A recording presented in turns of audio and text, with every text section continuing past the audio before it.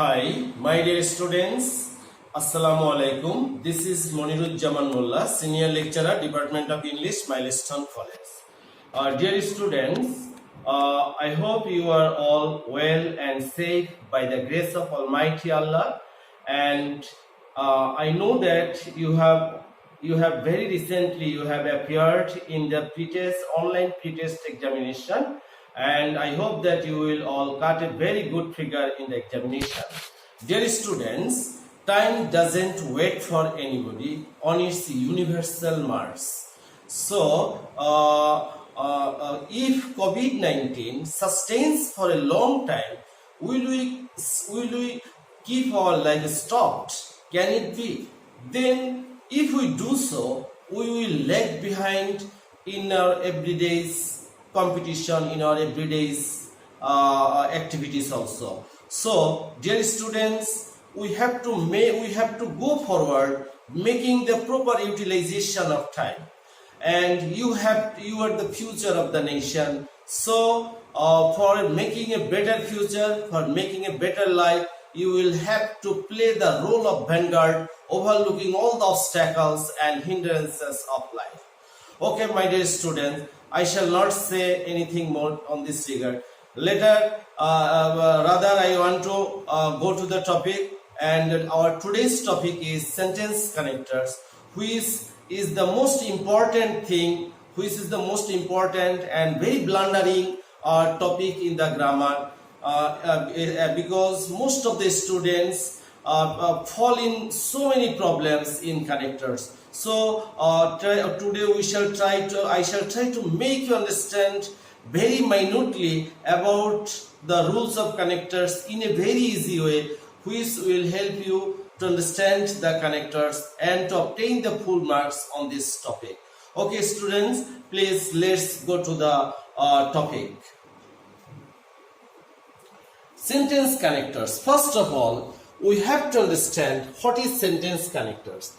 The words, there are some words which connects the sentence, but sometimes you will see that there are some words which do not connect any sentence, rather they are used in a simple sentence, and these sentences and these words, when these words are used at the beginning or middle or at the end, then the beauty of the sentences enhances to a great extent.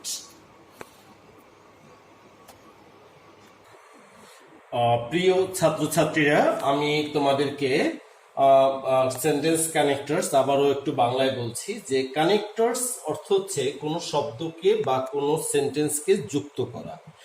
এখন সেই যুক্ত করা, কোনো সেন্টেন্সকে যুক্ত করা অথবা কোনো সেন্টেন্সে, একটা সিম্পল সেন্টেন্সে শুরুতে শেষে বা মাঝখানে বসে সেই সেন্টেন্সের অর্থকে আরো সুন্দর করে তোলা। এখন আমরা কোন জাতীয় সেন্টেন্স ওয়ার্ডগুলো ব্যবহার করি? দেখো, রুল নাম্বার 1, কোনো ঘটনার ধারাবাহিক বর্ণনার ক্ষেত্রে। প্রিয় ছাত্রছাত্রীরা, তোমরা এই রুলগুলো, এই শব্দগুলো তোমরা ভিডিও দেখে দেখে তোমরা তোমাদের খাতায় তুলে ফেলবে, তাহলে আমি আশা করি যে তোমরা অনেক উপকৃত হবে। এখন আমরা দেখাচ্ছি প্রথম রুলটি, যে ফার্স্ট অফ অল, কোনো ঘটনার, ধরো যে তুমি কিভাবে সায়দাবাদ যেতে হবে। Your friend doesn't know how to go to Sayedabad. এখন কিভাবে যেতে হবে, এখন তুমি তাকে পথ বলে দিলা, তুমি তাকে পথ বলে দিচ্ছ বা যাতায়াতের ব্যবস্থাটা বলে দিচ্ছ যে first of all you have to go to house building from Uttara, যে প্রথমে তোমাকে উত্তরা থেকে হাউস বিল্ডিং যেতে হবে। দেন এখন তুমি ফার্স্ট অফ অল, তুমি প্রথম গ্যাপটায় দিলা ফার্স্ট অফ অল। কেউ যদি ফার্স্ট অফ অল না দিয়ে ফার্স্টলি ব্যবহার করে, he will also get the mark. কেউ যদি অ্যাট ফার্স্ট ব্যবহার করে, at first, FIRST, at first, সেও সঠিক। কেউ যদি অ্যাট দ্য বিগিনিং ব্যবহার করে, সেও এক্ষেত্রে একই অর্থ বহন করবে। সেক্ষেত্রেও কাজেই প্রত্যেকেই তোমরা পরীক্ষায় মার্কস পাবে। যে প্রথমে তুমি বললা ফার্স্টলি অথবা at the very beginning you have to go to house building. এখন তুমি বললা সেকেন্ডলি, আবার একটা গ্যাপ দেয়া থাকলো, তখন তুমি বলবা secondly you have to get on a Saidabad bound bus. তারপরে তোমাকে একটা সায়দাবাদ অভিমুখী বাসে উঠতে হবে। You have to secondly you have to get on a Saidabad bound bus. এখন নাও তারপরে তুমি হয়তো দিবে যে thirdly you have to get down at Saidabad after 1 hour। এখন তুমি ফোর্থলি, এই থার্ডলি, ফোর্থলি, সেকেন্ডলি এই শব্দগুলোর পরিবর্তে তুমি দেন ব্যবহার করতে পারতে, নেক্সট ব্যবহার করতে পারতে, আফটার দ্যাট ব্যবহার করতে পারতে, ফাইনালি ব্যবহার করতে পারতে, অ্যাট লাস্ট ব্যবহার করতে পারতে। অর্থাৎ মানে তোমার এখানে অনেক স্বাধীনতা রয়েছে, একই জাতীয় শব্দগুলোর অনেক সমর্থক শব্দ রয়েছে।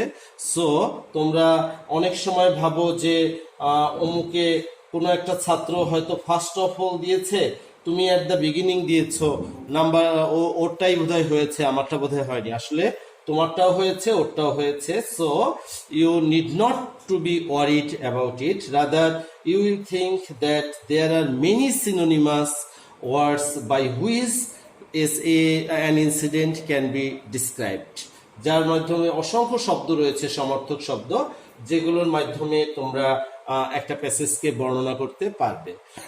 এবারে আমরা রুল নাম্বার 2 এ চলে যাব। এবারে তোমরা দেখো 2 নম্বর নিয়মটি, কারণমূলক বাক্যের পূর্বে বসে, অর্থাৎ এই যে কানেক্টরস গুলো রয়েছে, সিন্স অর্থ হচ্ছে যেহেতু। তোমরা একটু লিখে নিবা, অর্থগুলো তোমরা জানা থাকলে তোমাদের লিখতে সুবিধা হবে। অ্যাজ অর্থ যেহেতু, বিকজ অর্থ কারণ, আর বিকজ অফ মানে জন্য। অর্থাৎ বিকজটি কমপ্লেক্স সেন্টেন্স গঠন করার ক্ষেত্রে ব্যবহৃত হয়, আর বিকজ অফটি সিম্পল সেন্টেন্সের গঠনের ক্ষেত্রে ব্যবহৃত হয়। এবারে তোমরা একটু দেখো যে Bangladesh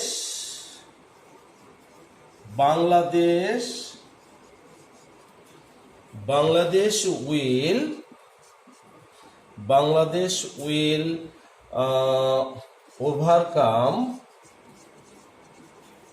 overcome her poverty. Bangladesh will overcome her poverty dash she has a vast natural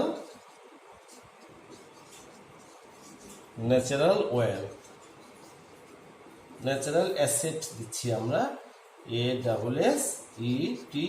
assets, যে বাংলাদেশ তার দারিদ্র্যকে জয় করে ফেলবে।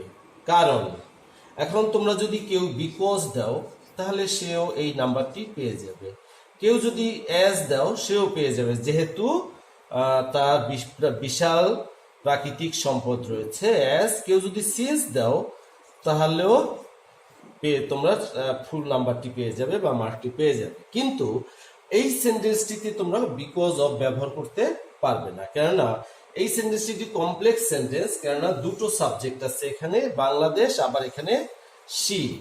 সো এটি একটি কমপ্লেক্স সেন্টেন্স, আমাদেরকে এমন একটি কনজাংশন ব্যবহার করতে হবে যেটি দ্বারা কনজাংশন সেন্টেন্স গঠন করা, যেটি দ্বারা একটি কমপ্লেক্স সেন্টেন্স গঠন করা যায়। এখন তোমরা একটু বিকজ অফ এর ব্যবহারটা একটু দেখো যে কোন ক্ষেত্রে আমরা বিকজ অফটা ব্যবহার করব। যে Bangladesh will overcome her poverty because of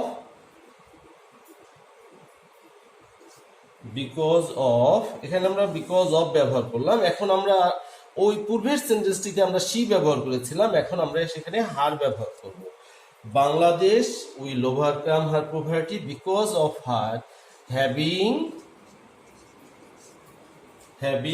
A lot of wealth, lot of assets. Bangladesh তার দারিদ্রতা জয় করে ফেলবে তার প্রচুর সম্পদ থাকার কারণে। আমাদের অনেক ন্যাচারাল সম্পদ রয়েছে, তোমরা জানো, যে সেগুলোর যদি প্রপার ইউটিলাইজেশন আমরা আনতে পারি, one day our country, I personally hope that our country will be a rich country. Okay my dear students, এবারে আমি রুল নাম্বার 3 তে চলে যাব। প্রিয় ছাত্ররা, এবারে তোমরা রুল নাম্বার 3 একটু লক্ষ্য করো। আমরা পজিটিভ সেন্টেন্স অর্থাৎ কারণমূলক বাক্য, এখন যখনই একটা কারণ ঘটে তারপরে কিন্তু একটা ফলাফল ঘটে।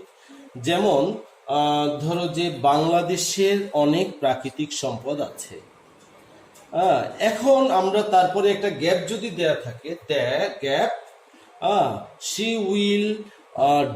she will stand in a lofty place soon. She will stand in a lofty place soon. এখন বাংলাদেশের অনেক সম্পদ আছে, এখন গ্যাপ, কাজেই বা তাই অথবা এজন্য সে শীঘ্রই একটি উন্নত স্থানে পৌঁছাবে। তাহলে সেই ক্ষেত্রে আমরা কি ব্যবহার করব? সো ব্যবহার করব। সো কেউ যদি ব্যবহার করে সো, সুতরাং বাংলাদেশ শীঘ্রই একটা উন্নত অবস্থায় পৌঁছবে, সে মার্ক পাবে। কেউ যদি হেন্স ব্যবহার করো, সেও পাবে। এইখানে যতগুলো শব্দ আমি দিয়ে দিয়েছি, যতগুলো কানেক্টরস এখানে আমি লিখে দিয়েছি, তোমরা এখানে যে কোনো একটি কানেক্টরস যদি এই গ্যাপে ব্যবহার করো, সে পূর্ণ মার্ক পেয়ে যাবে। কাজেই তোমরা এই শব্দগুলো, এই যে সমার্থক যে শব্দগুলো, এই শব্দগুলো মনে রাখবে, এবং এগুলো হচ্ছে একটা কারণমূলক বাক্যের পরে একটা ফলাফল জাতীয় একটা ঘটনা থাকবে। সেই ক্ষেত্রে সেই ফলাফলটা প্রকাশ করার জন্যই এই শব্দগুলো ব্যবহৃত হবে। এবারে আমি একটি উদাহরণের মাধ্যমে তোমাদেরকে আরেকটু ক্লিয়ার করছি, হয়তোবা তোমরা এটা আরো ক্লিয়ার হয়ে যাবে। যেমন দেখো যে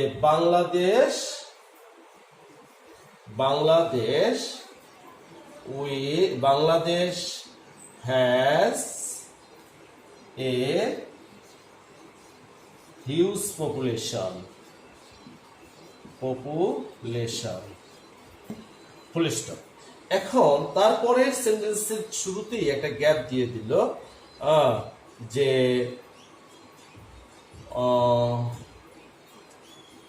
she is facing a lot of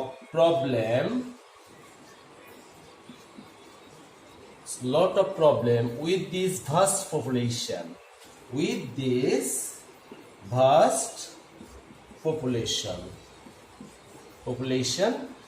এখন আমরা দেখো Bangladesh has a huge population, বাংলাদেশের একটা বিশাল জনসংখ্যা আছে। এখন কাজেই তাকে অনেক সমস্যার মুখোমুখি হতে হচ্ছে। তোমরা একটু সুন্দর করে অর্থ করবে, সুন্দর করে অর্থ করলেই তোমরা তোমাদের সেই অর্থই বলে দিবে যে আসলে এখানে কোন জাতীয় একটি কানেক্টরস দরকার। একটা সুন্দর অনুবাদের উপরে নির্ভর করবে, মানে তোমার সুন্দর অনুবাদটাই তোমাকে বলে দিবে, পথ দেখাবে যে এখানে কি জাতীয় একটা কানেক্টরস তোমাকে ব্যবহার করতে হবে। যে Bangladesh has a huge population, so she is facing a lot of problem with this vast population. এখন কোনো একটা স্টুডেন্ট সো ব্যবহার করলো, কেউ হেন্স ব্যবহার করলো,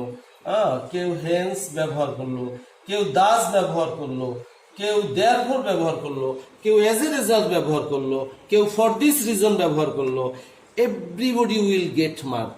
সো তোমরা আমি যে শব্দগুলো দিয়েছি, যদি এই সব ওয়ার্ডগুলো মুখস্থ করে ফেলতে পারো, এই কানেক্টরস গুলো যদি তোমরা মুখস্থ করে ফেলতে পারো, আমার বিশ্বাস যে তোমরা কানেক্টরসে পূর্ণ মার্ক পাবে।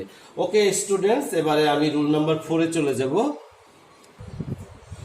রুল নাম্বার 4, এখানে তোমরা দেখো যে কারো কোনো ব্যক্তি বা বস্তু সম্পর্কে যখন একাধিক দোষ বা একাধিক গুণ প্রকাশ করে, তখন আমরা সেই কথাগুলোকে ইচ্ছা মতো বলতে পারবো না। কথার সৌন্দর্যের জন্য আমরা, ধরো যে আমি বললাম যে Jamil is a very good student, এখন ক্লাসের আরো একটা স্টুডেন্ট আমি বললাম যে Jamil is a good student. এখন ক্লাসের অন্য একটি ছাত্র তার সম্পর্কে আরো একটি গুণ বলবে, যে তখন সে সরাসরি এটা বলতে পারবে না যে জামিল ইজ ভেরি স্মার্ট অথবা হি ইজ ভেরি স্মার্ট। এই কথাটা সরাসরি বললে আমাদের ভাষার যে একটা সৌন্দর্য থাকে সেই সৌন্দর্যটা অনেক অংশে বিনষ্ট হয়। তাই সেখানে আমাদের কি করতে হবে, মোর ওভার ব্যবহার করতে হবে। অর্থাৎ ওই ছাত্রটি তখন এই মোর ওভার অথবা বিসাইডস, মোর ওভার মানে অধিকন্তু, বিসাইডস অর্থ অধিকন্তু, ফার্দার মোর অধিকন্তু, ইন এডিশন অধিকন্তু, নট অনলি বাট অলসো শুধু তাই নয় আরো, অলসো এছাড়াও, অ্যাগেইন আবার মানে পুনরায়, এস অলসো ইত্যাদি এই ক্ষেত্রগুলো। তাহলে অর্থাৎ আরেকটি গুণ বা তারপরে যদি আরেকজন আরেকটি বলতে চায় জামিল ইজ এ, তখন এই একটির পর একটি শব্দ ব্যবহার করতে হবে। Jamil is a good student, more over he is smart, moreover he is smart. এখন আরেকটি ক্লাসের আরেকটি ছেলে আবার তার সম্পর্কে আরো একটি গুণবাচক শব্দ মানে কিছু বলতে চাচ্ছে, তখন সে আবার বিসাইডস ব্যবহার করে নেবে।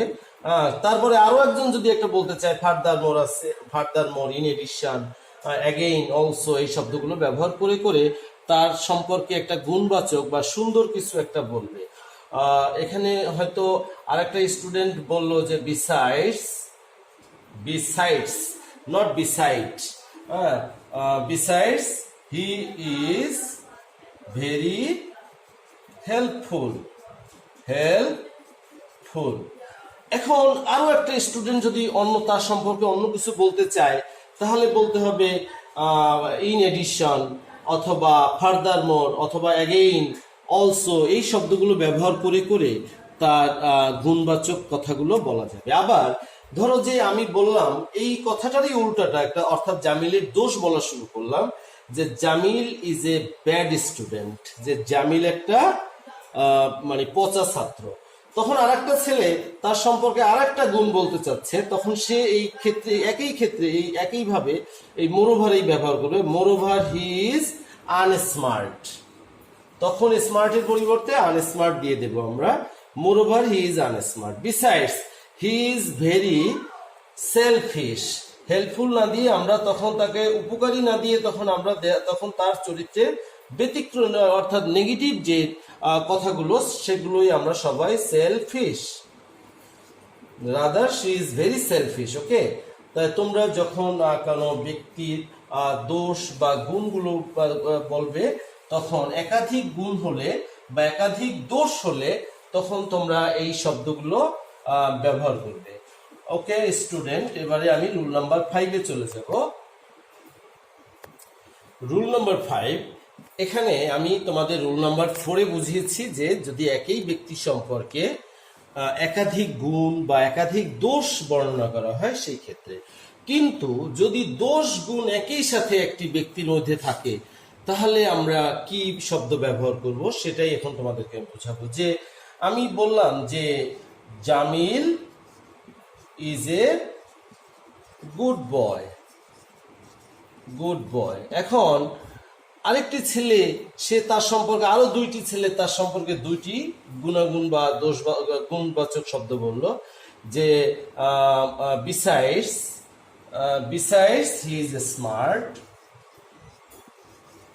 Besides he is smart.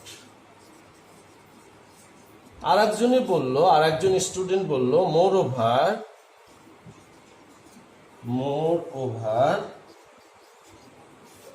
He is helpful, helpful. কিন্তু একজন স্টুডেন্ট সে মানে এই সকল কিছু উপেক্ষা করে তার একটা অত্যন্ত ভয়ানক দোষের কথা বলল, অর্থাৎ চলতেছিল সব গুণ, সবাই ভালো বলতেছিল, কিন্তু একটি স্টুডেন্ট বলে ফেললো যে হাউএভার, একটি স্টুডেন্ট বললো যে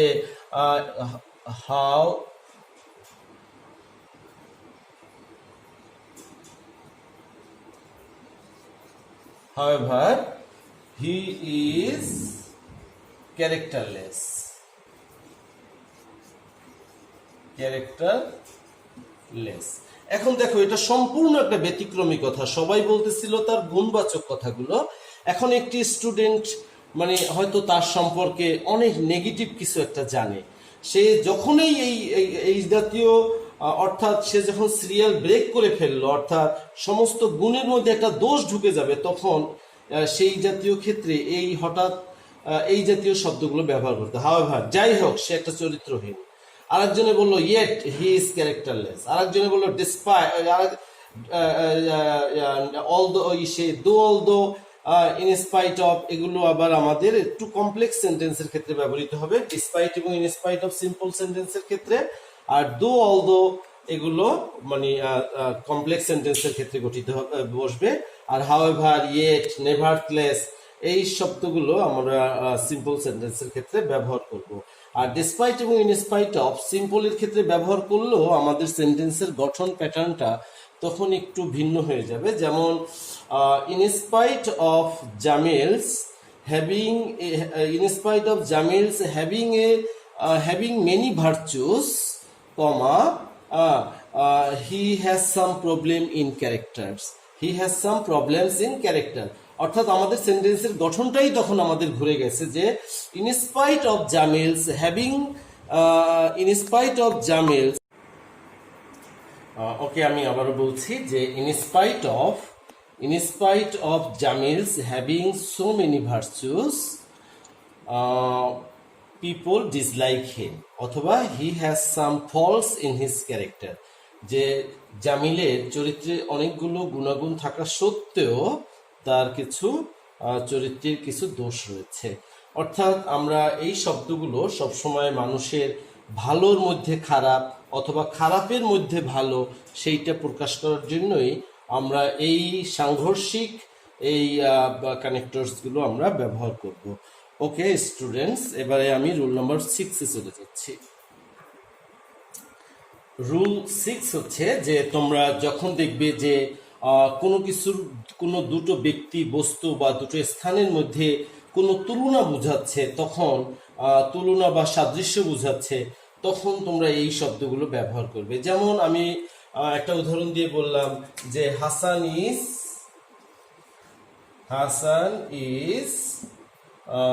a bright student.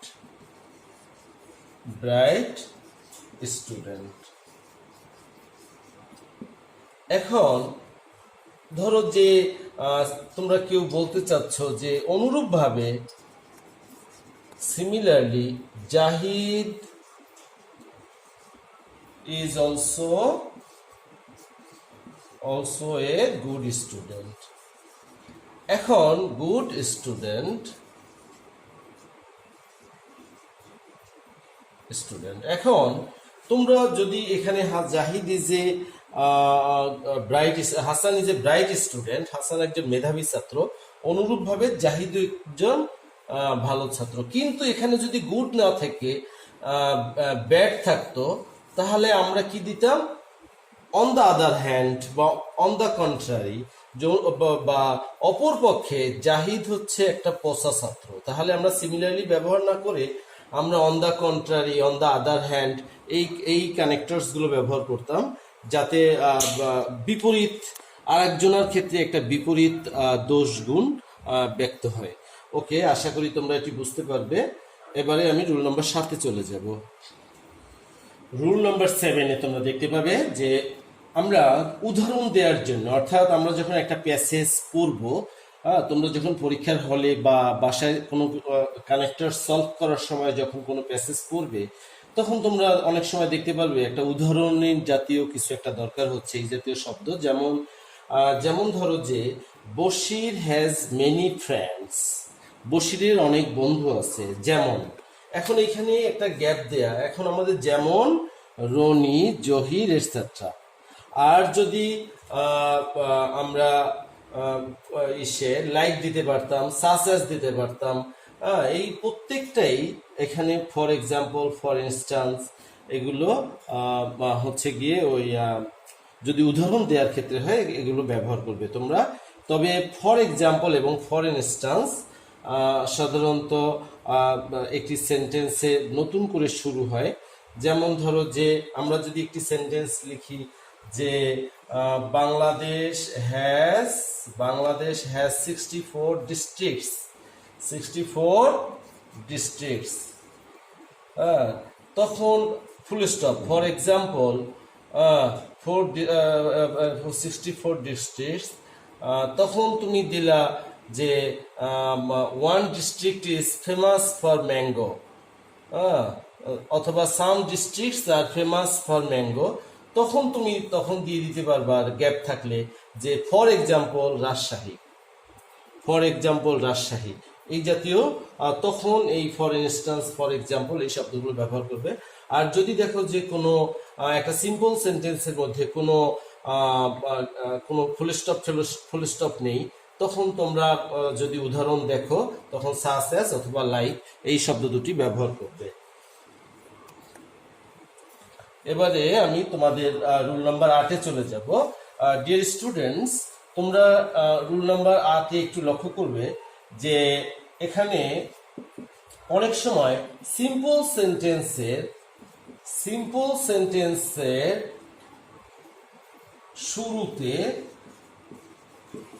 শুরুতে কমা, শেষে, মাঝে গ্যাপ থাকলে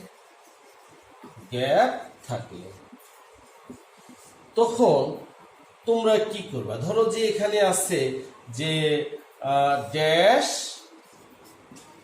রহিম is a good student, dash Rahim is a good student in our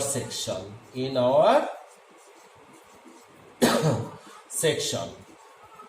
এখন এই যে এইখানে কিন্তু আমাদের এই গ্যাপটা দরকার ছিল না।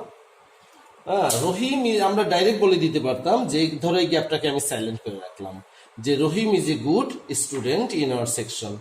This was enough for this sentence. কিন্তু যেহেতু একটা গ্যাপ দেওয়া আছে, এখন আমরা এই গ্যাপটাকে কোনোভাবেই অবহেলা করতে পারবো না, আমাদেরকে এই গ্যাপটা কিছু একটা দিতে হবে। অর্থাৎ তখন আমরা এমন একটি কানেক্টরসকে আমরা চুজ করে নিব যা দ্বারা সেন্টেন্সটির কোনো উপকারও না হয়, অপকারও না হয়, আবার সেন্টেন্সটির অর্থ যেন বিকৃতি না ঘটে। তাহলে আমরা যদি এখানে দিয়ে দেই যে অবভিয়াসলি অথবা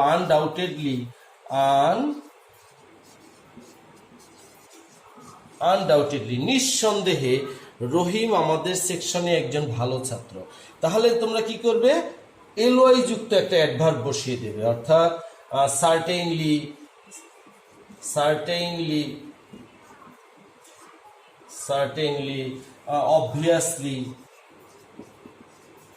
অবভিয়াসলি, তারপরে ইউজুয়ালি, তারপরে ইনফ্যাক্ট মানে মূলত বা কার্যত, এই জাতীয় শব্দগুলো, অর্থাৎ এলওয়াই যুক্ত শব্দ, একটা ইনফ্যাক্ট, শিওরলি, সার্টেনলি, অবভিয়াসলি, এই জাতীয় শব্দগুলো ব্যবহার করবে। এতে কি হবে যে সেন্টেন্সটির ভালো কোনো উপকারও হবে না, আবার সেন্টেন্সটির কোনো ক্ষতিও হবে না, আবার সেন্টেন্সটির অর্থের কোনো বিকৃতিও ঘটবে না। ডিয়ার স্টুডেন্টস, তোমরা আমি তোমাদের অনেকগুলো রুল ইতিমধ্যে আলোচনা করেছি। এই রুলগুলো you will note down all the words, all the similar connectors that I have written here, and if you memorize these words, I think that you will get the full marks in the examination. And in a very simple way, I have tried to make you understand all these things, and I think that if you go through this, or if you watch this video very minutely and very attentively, I think that you will get a lot of benefit from it.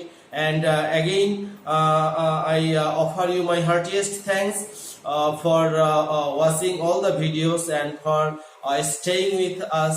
Okay, my dear students, stay at home and stay safe. Bye. Allah Hafiz.